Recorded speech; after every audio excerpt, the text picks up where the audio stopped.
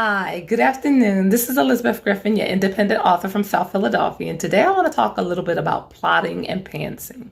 So if you're a writer, you may have come across these terms, but I'd like to elaborate on them a little bit. So if you are a plotter, you could be a person that likes to outline your story from beginning to end.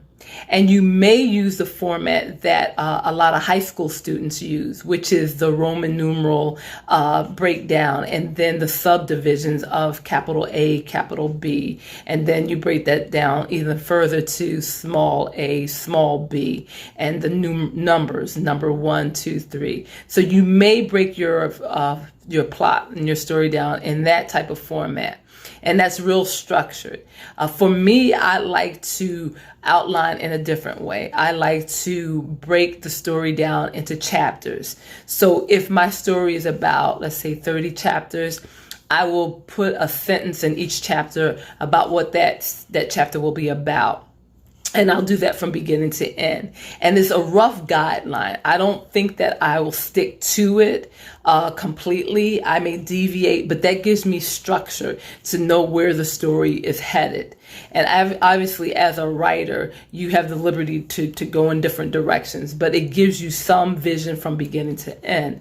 Other people may like to outline in a panting type of way where they may jot down some information and then just start writing. So that is an example of a plotter.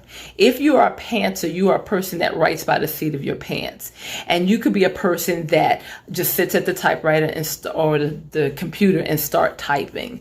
And you don't know exactly where the story is going. You may have a kernel of an idea. You may have picked one of the 7 plot structures, which we talked about in earlier videos. You may use that as a model for you telling your story, but you will write by the seat of your pants. Whatever comes to mind, you will write it, and your story will be created as you go along. And so you will discover as you're writing it, different things that you didn't know about the story because you hadn't thought of it beforehand. So it's as though you're writing it and reading it for the first time.